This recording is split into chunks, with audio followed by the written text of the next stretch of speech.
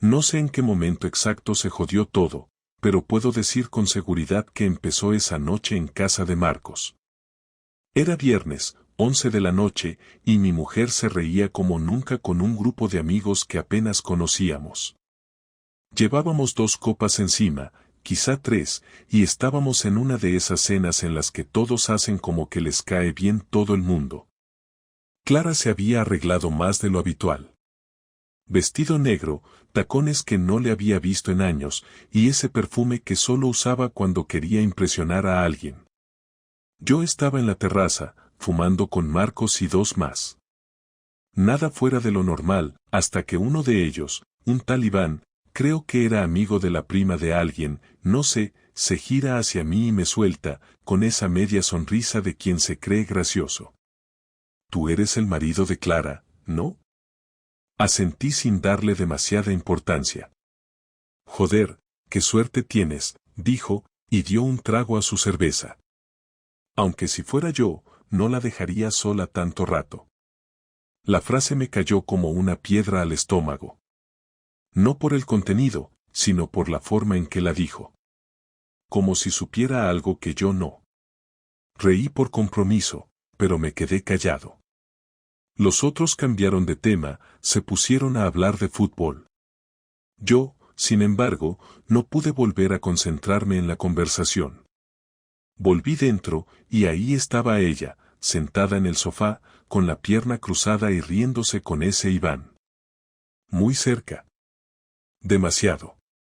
Clara no se dio cuenta de que la estaba mirando. O sí, y le dio igual. Y ahí fue donde empezó todo. No con un mensaje, no con un susurro en la madrugada. Sino con una risa. Una simple risa. Volvimos a casa en el coche en completo silencio. Clara miraba por la ventana como si no hubiera pasado nada, como si no hubiera notado que la estaba observando todo el rato. Yo manejaba con las 2 manos apretadas al volante, concentrado en la línea blanca del carril pero con la cabeza dando vueltas. No tenía pruebas de nada, pero no me hacía falta. Hay cosas que uno no puede explicar con lógica, pero las siente, como una molestia clavada en la nuca, y eso fue exactamente lo que sentí al verla con ese tipo. Cuando entramos al piso, Clara se quitó los zapatos en la entrada, dejó el bolso en el sofá y fue directa al baño sin decirme una palabra. Yo me quedé parado en el pasillo, como un idiota, preguntándome si estaba exagerando, si realmente había visto algo o si mi cerebro estaba sacando las cosas de contexto porque, últimamente, todo se sentía extraño. Pero no era imaginación mía. Esa risa, esa mirada, esa confianza que tenía con alguien que se suponía apenas conocía, eso no era normal. 10 minutos después salió del baño, con la cara limpia y el maquillaje deshecho. Me miró como si nada y me soltó, ¿tú estás bien? Le respondí que sí, pero con esa voz seca que no engaña a nadie. Ella se encogió de hombros, dijo vale y se fue a la cama. Yo me quedé en el salón, sentado en la esquina del sofá, sin encender la tele ni tocar el móvil. Pensaba en lo que había visto, en la frase de Iván, en la manera en que ella lo miraba como si fuera una broma privada que yo no entendía. Estuvimos así los 2 días siguientes, conviviendo en la misma casa como si todo estuviera bien, hablando de cosas sin importancia, cocinando, poniendo lavadoras, como si todo eso tapara lo que yo ya no podía ignorar. Pero el martes por la noche pasó algo que confirmó mis sospechas. Clara me dijo que iba a salir con su compañera de trabajo, Lucía, que iban a tomar algo después del cierre de la oficina porque una de las otras chicas del equipo se iba de la empresa. La miré sin decir nada, simplemente asentí y le deseé que lo pasara bien. Se vistió de nuevo como el viernes, con una falda que no se había puesto en todo el invierno, una blusa ajustada y ese perfume fuerte que me había resultado tan fuera de lugar la última vez. Se fue sin besarme, sin pedirme que la esperara, sin prometer que volvería pronto. A las 10 de la noche, me metí en el coche y fui a la zona de bares cerca de su oficina. No suelo hacer ese tipo de cosas, nunca he sido celoso ni desconfiado, pero ese día necesitaba saber. Aparqué a media calle, lejos de la entrada, y me quedé ahí, apagado, observando. A las 10:20, la vi salir. No estaba con Lucía ni con ninguna otra mujer del trabajo. Salía sola, y caminaba rápido, como alguien que no quiere ser visto. No se fue al metro ni a la parada del bus. Dobló la esquina y se metió en una calle secundaria. Yo esperé unos segundos y fui detrás, caminando con calma, sin hacer ruido. No soy un detective, ni tengo experiencia siguiendo a nadie, pero esa noche me salía natural. La vi subir a un coche gris que estaba aparcado en doble fila, un Seat León con las luces apagadas. No alcanzaba a ver al conductor, pero sí noté que Clara no se subió al asiento trasero como haría cualquiera en un taxi, ni se sentó rígida como cuando estás con alguien que apenas conoces. Se tiró al asiento con confianza y, en menos de 5 segundos, el coche arrancó y desapareció por la avenida. Me quedé de pie un rato, helado, no por el frío sino por la certeza que me acababa de atravesar el estómago como una barra de hierro. Ya no eran sospechas. Ya no era una corazonada. Ya no era solo una risa o una mirada o una frase ambigua. Ahora tenía algo concreto. Algo que no podía ignorar ni justificar. Volví a casa caminando, sin prisa, sin rumbo. Cuando llegué, me senté otra vez en el sofá sin encender la luz. Solo me quedé ahí, con los codos en las rodillas, mirando al suelo, esperando a que el tiempo pasara. No lloré, no grité. No rompí nada. Pero una parte de mí se apagó esa noche. Lo supe porque no sentí rabia ni dolor. Sentí vacío, como si algo dentro de mí hubiera dejado de existir. A la 1:30 de la mañana, Clara volvió. Entró con cuidado, dejó las llaves en la mesa y fue directa al baño, como si yo estuviera dormido y no quisiera despertarme. Se metió a la cama sin decirme nada. No me buscó. No preguntó dónde estaba. Ni siquiera miró hacia el salón. Y yo me quedé allí, en silencio, pensando que, a partir de ahora, todo lo que viniera después iba a ser distinto. No tenía un plan. No había pensado cómo, ni cuándo, ni siquiera qué decirle, pero algo en mí necesitaba verla reaccionar, escuchar su versión, aunque fuera una sarta de mentiras. El miércoles por la noche, cuando volvió del trabajo, la esperé en la cocina. Ella entró, me saludó con un hola distraído, dejó las llaves y el bolso sobre la mesa, abrió la nevera y se sirvió un vaso de agua como si fuera cualquier otro día. Me observó un segundo, notó que yo no me movía ni apartaba la mirada, y fue entonces cuando su gesto cambió, muy poco, casi imperceptible, pero lo suficiente para confirmarme que sabía que algo no estaba bien. Le pregunté directamente con quién había estado la noche anterior. Me miró con esa cara que pone cuando quiere ganar tiempo, cuando aún no sabe qué versión va a usar. Me dijo que con Lucía, como ya me había dicho, y luego que habían salido del bar a eso de las 11:30, que por eso no me avisó, que pensó que estaría dormido. Le respondí sin levantar la voz, sin un gramo de emoción, vi cómo te subías al coche de alguien en la calle trasera, y no era Lucía. Ahí se acabó la actuación. Se quedó mirándome, sin pestañear, como si esperara que yo dijera algo más. Al ver que no lo hacía, suspiró hondo, se apoyó en la encimera y dijo que no era lo que yo pensaba, que necesitaba hablar con alguien, que estaba pasando por una etapa rara y que esa persona solo la estaba ayudando a aclarar las cosas. Le pedí que no me tratara como a un imbécil, que no disfrazara una cita con otro hombre como una terapia emocional. Volvió a suspirar, pero esta vez bajó la cabeza. Dijo que no era una relación como tal, que habían hablado un par de veces, que no sabía en qué se estaba metiendo, que no quería hacerme daño. Entonces, ¿me has engañado o no?, le pregunté sin apartar la mirada. Ella tardó en responder, luego dijo que no había pasado nada físico, que solo estaban hablando, que era alguien que le hacía sentir cosas que ya no sentía en casa, que no entendía por qué, pero que le gustaba cómo la hacía sentir. Me quedé callado, mordiéndome por dentro para no soltar lo que de verdad pensaba. Le dije que no me importaba si se habían acostado o no, que el problema era que había cruzado una línea que ella misma habría considerado inaceptable si fuera al revés. Me respondió que no era lo mismo, que yo siempre había tenido más independencia, que ella solo quería sentirse vista. Me preguntó si alguna vez había notado que estaba apagada, si me había importado que se sintiera sola, y le dije que no se atreviera a culparme a mí por su falta de respeto. El tono empezó a subir. Me acusó de ser distante, de no mostrar interés en ella, de estar más pendiente del trabajo y de Mateo que de nuestra relación. Le dije que era absurdo, que si se sentía sola debía haber hablado, no buscar atención en otro lado. Entonces gritó, algo que nunca hacía, y me lanzó que llevaba meses sintiéndose ignorada, que necesitaba saber si aún era deseada, que no soportaba la rutina. Le respondí que todos cargamos con la rutina, que tener un hijo y una hipoteca no es una excusa para romper un compromiso, que si quería emociones fuertes que se buscara un terapeuta, no un tipo que la recoja a escondidas por una calle oscura. Nos quedamos en silencio, respirando fuerte, evitando cruzar las miradas.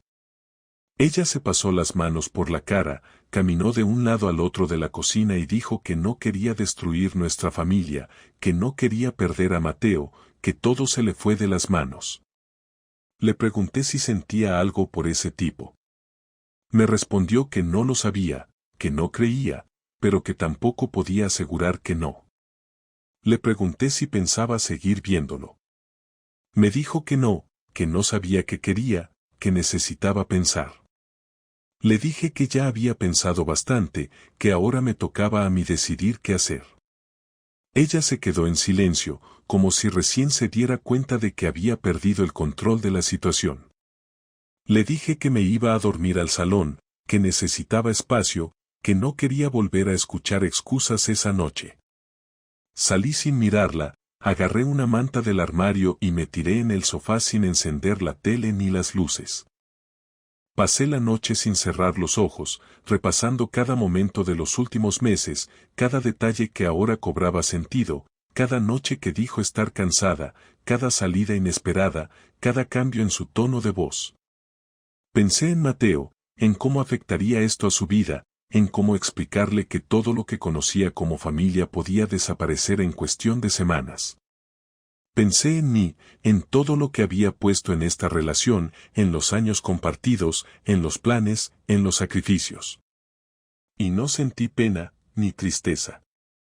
Sentí rabia. Una rabia profunda, silenciosa, que me hizo decidir en ese momento que ella no se iba a salir con la suya. No después de haberme mentido, de haberme hecho dudar de mi propia percepción, de haberme hecho creer que yo era el culpable de su insatisfacción.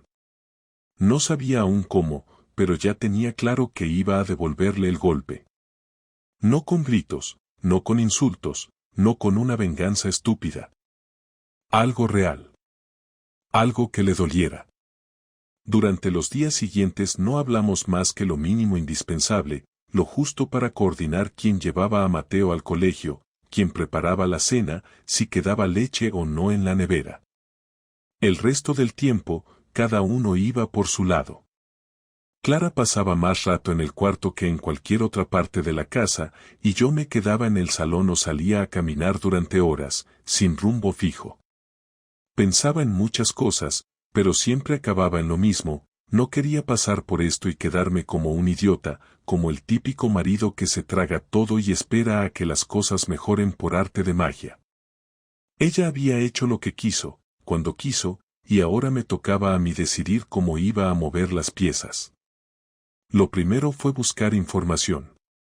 No me interesaba el nombre del tipo, ni saber dónde trabajaba, sino entender cuánto había durado esto y hasta dónde había llegado. No le iba a preguntar, porque estaba claro que me diría lo mínimo, o lo que creyera que yo podía soportar, así que me encargué de otra forma. Le dije a un compañero de trabajo, un tal Sergio, que me recomendara a alguien de confianza que pudiera ayudarme con un tema personal, sin dar detalles. Me pasó el contacto de un tío que trabajaba en seguridad informática, un freelance que hacía consultorías discretas según él. Nos reunimos en un bar cerca de mi oficina y le expliqué lo básico. Le pedí que viera si podía rastrear las ubicaciones del móvil de Clara las últimas semanas, revisar su historial de correos, de llamadas, lo que fuera.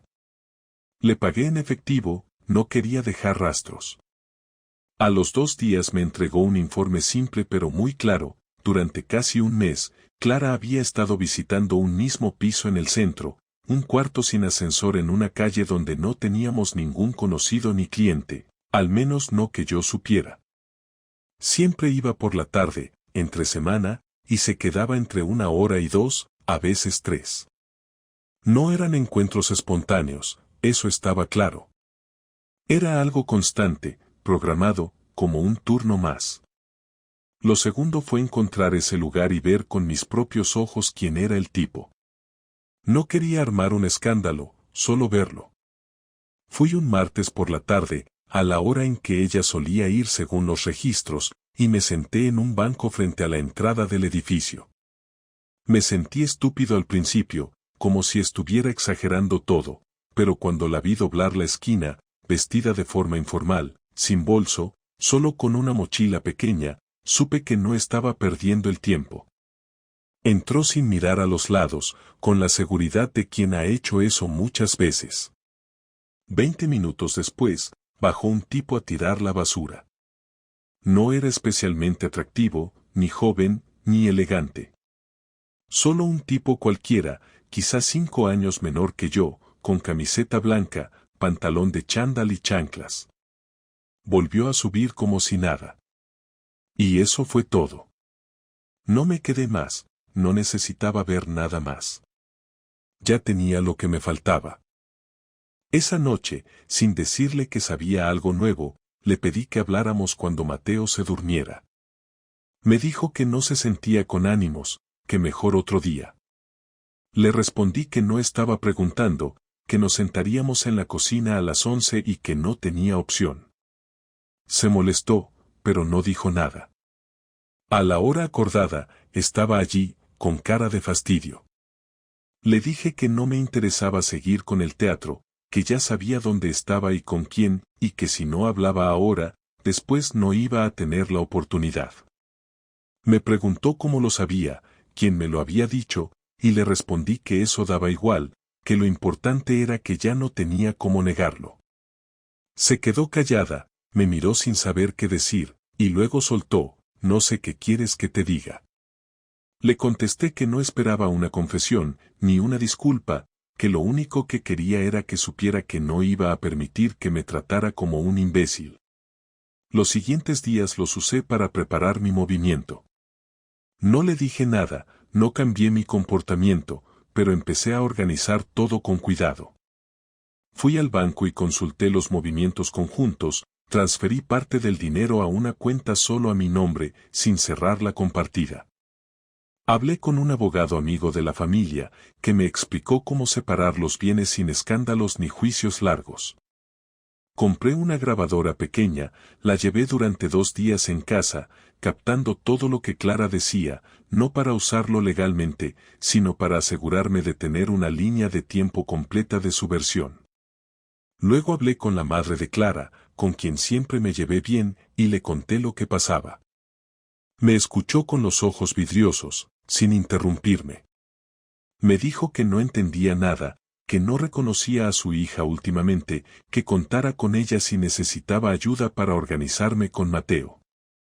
Finalmente, un domingo por la tarde, mientras Mateo dormía una siesta, le dije a Clara que necesitaba que saliera del piso por unas horas, que tenía que hacer unas llamadas importantes y que no podía estar escuchando discusiones o interrupciones. Me miró raro, como si sospechara algo, pero se fue. Cuando cerró la puerta, aproveché y metí sus cosas en 2 maletas, todas las que cabían. La ropa, el maquillaje, sus libros, todo lo que era claramente suyo. Las dejé en el trastero, cerradas. Luego le mandé un mensaje, cuando vuelvas, tus cosas estarán abajo. A partir de hoy dormimos separados. Ya hablé con el abogado. Esta conversación se terminó. Tardó 1 hora en responder. Me preguntó si estaba loco. Le dije que no, que simplemente ya no estaba dispuesto a seguir viviendo con alguien que no me respetaba. No volvió a escribir en toda la noche. A la mañana siguiente, se fue a trabajar sin decirme nada. Mateo me preguntó si mamá estaba enojada. Le respondí que no, que solo necesitábamos espacio. Me abrazó sin entender y me sentí más firme que nunca. Ella había elegido el camino. Yo solo le señalé la salida. El martes por la noche volvió antes de lo habitual, entró sin decir nada, dejó las llaves sobre la mesa como siempre, pero no subió al cuarto, no fue al baño, no abrió la nevera ni se puso el pijama. Se quedó de pie en el pasillo, mirándome como si esperara una señal, como si no supiera si tenía permiso para hablar o si debía dar media vuelta e irse. Yo estaba sentado en el sofá con el portátil cerrado sobre las piernas, sin ganas de fingir normalidad ni de seguir prolongando una tensión que ya no servía para nada. Me levanté despacio, le hice un gesto para que se sentara en la silla frente a mí, en la mesa del comedor, y ella obedeció sin decir palabra, sin levantar la mirada. Me senté enfrente y durante unos segundos no hablamos, como si el aire entre nosotros se hubiera vuelto demasiado pesado para romperlo con una frase casual. Fui yo quien habló primero. Le dije que había llegado el momento de dejar de fingir que esto podía arreglarse, que no había nada más que pensar, ni nada más que discutir, que ya había tomado una decisión. Clara asintió, todavía sin mirarme, y dijo que lo entendía, que sabía que había cruzado una línea que no se podía deshacer, que no esperaba que yo la perdonara, pero que necesitaba hablar conmigo una última vez antes de que todo terminara, que no quería que el último recuerdo entre nosotros fuera un cruce de reproches y puertas cerradas. Le pregunté qué quería decirme, que si iba a justificar lo que hizo o si simplemente iba a contarme una versión más detallada de su aventura, y me respondió que no iba a negar nada, que no se trataba de él, ni de las salidas, ni de las mentiras, sino de nosotros, de cómo habíamos llegado hasta ahí. Le dije que no quería una lección de pareja en crisis, que si necesitaba hablar para sentirse mejor, estaba en todo su derecho, pero que ya no tenía interés en entender lo que había pasado, porque ya lo entendía todo. Me miró entonces, por primera vez en días, y no tenía cara de rabia ni de tristeza, sino de alguien que está a punto de aceptar una pérdida que se merece, y quizá por eso seguí escuchando. Dijo que llevaba más de 1 año sintiéndose como si viviera al lado de un compañero de piso, no un esposo, que cada conversación era funcional, que no recordaba la última vez que habíamos reído de verdad juntos, que no se sentía vista, que yo había dejado de tocarla como antes, que no la escuchaba, que hablaba con ella como se habla con un colega de trabajo, y que eso no justificaba nada de lo que hizo, pero que tampoco podía ignorar esa parte. Le respondí que las responsabilidades no son excusa para engañar, que estar cansado, ocupado, estresado, no le daba derecho a romper el acuerdo básico que teníamos.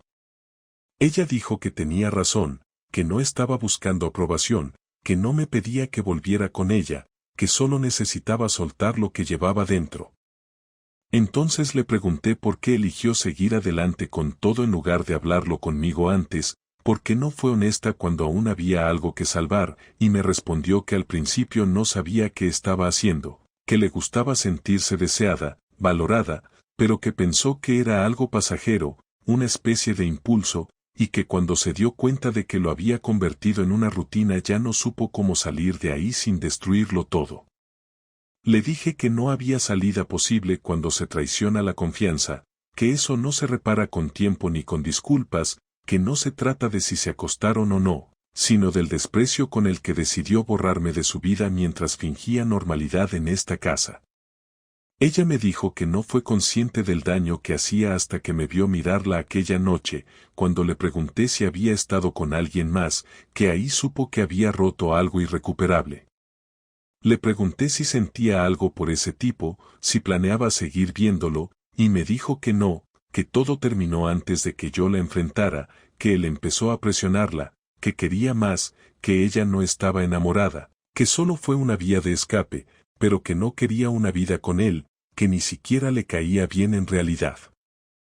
Le pregunté si eso debía aliviarme, si esperaba que me sintiera menos traicionado por saber que su amante no le interesaba tanto como para dejarlo todo por él. Me dijo que no esperaba nada, que solo necesitaba ser honesta por una vez. Le pregunté si pensaba pelear por la custodia de Mateo, si tenía alguna intención de llevarse algo más que sus cosas personales, y dijo que no quería desestabilizarlo más, que entendía que yo era quien había estado ahí siempre, que sabía que, como padre, no tenía que demostrar nada. Le dije que necesitaba que esa promesa la pusiera por escrito con un abogado presente, y aceptó sin discutirlo. Luego me preguntó si podía quedarse unos días más mientras encontraba un lugar definitivo, que dormiría en el sofá, que no se metería en nada. Le respondí que no quería verla cada mañana, que no podía soportar verla actuar como si todo estuviera bien. Le sugerí que fuera a casa de su madre, o que se quedara con alguna amiga, pero que ya no tenía espacio aquí. Se quedó callada, apretó los labios, y luego dijo que lo entendía, que iba a empacar sus cosas esa misma noche, que no hacía falta que la ayudara. Nos quedamos en silencio varios minutos. Me levanté sin decir nada y me fui al cuarto. Ella se quedó sentada en la mesa, sin moverse. Esa fue nuestra última conversación. No hubo abrazos, ni llantos, ni gritos finales. Solo dos personas que ya no se reconocen, que entienden que lo que tenían ya no existe, y que lo único que queda es no estorbarse el uno al otro en lo que viene después. El viernes por la mañana, cuando me desperté, Clara ya no estaba. El sofá estaba vacío, no había ropa en el armario pequeño que le había dejado en el pasillo, y el baño no tenía ni un solo objeto suyo. No me dejó una nota ni me escribió un mensaje, no hubo despedida, simplemente se fue. Bajé al trastero a revisar si las maletas seguían ahí, y no, ya no estaban. Supuse que su madre la había venido a buscar de madrugada o la noche anterior mientras yo dormía, y la verdad es que me dio igual. Me preparé un café y me senté en la cocina con la puerta abierta para escuchar si Mateo se levantaba. Ese día no tenía colegio, y me pareció que lo mejor era no sacarlo de la rutina. Cuando salió del cuarto, me abrazó como siempre y me preguntó si mamá ya había ido a trabajar. Le respondí que sí, pero que seguramente se quedaría unos días en casa de su abuela porque necesitaba descansar. No dijo nada, pero su mirada cambió un poco. Se sentó conmigo a desayunar sin hacer más preguntas, y eso me partió más que cualquier discusión con ella. Durante ese fin de semana traté de no pensar en nada más que en Mateo. Salimos al parque, vimos una película, cocinamos pasta juntos, y lo llevé a dormir como siempre. Pero en cuanto cerraba la puerta de su cuarto, me invadía una especie de vacío que no tenía nombre. No era tristeza, ni rabia, ni decepción. Era simplemente una sensación de final, de algo que ya no se puede tocar ni reparar. No lloré, no bebí, no llamé a nadie. Solo me quedaba sentado en el salón mirando el techo o repasando mentalmente todo lo que había dicho Clara, todas sus frases, intentando ver si en algún momento hubo un intento genuino de salvar esto, pero no lo encontré. Lo único que tenía claro era que yo había hecho lo posible por no romper nada, por mantener la familia, por entender, por ser paciente, y aún así ella eligió salirse del camino sin avisar. Y si alguien toma una decisión así, sin mirar atrás, entonces ya no hay nada más que agregar. El lunes llamé al abogado y le pedí que preparara los papeles cuanto antes. No quería un proceso largo, ni tampoco quería venganza, solo quería cerrar esa puerta de manera formal y definitiva. Acordamos que Mateo se quedaría conmigo, que Clara podría visitarlo los fines de semana o los días que acordáramos, pero que viviría conmigo, en la casa donde creció, con la rutina que conocía. Clara no puso objeciones, y eso me confirmó que no tenía ganas de luchar por nada, ni siquiera por su propio hijo. El proceso avanzó más rápido de lo que imaginé.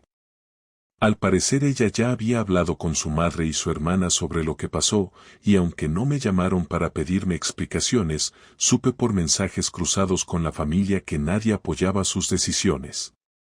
No me alegró, pero me dio cierta tranquilidad saber que no estaba rodeada de gente que le justificara todo. Las semanas pasaron, y empecé a dormir mejor, a comer con más calma, a recuperar una rutina donde no tenía que estar pendiente de cada gesto, de cada mirada, de cada excusa. Mateo se adaptó sorprendentemente bien, y creo que eso fue lo que más me ayudó a seguir adelante.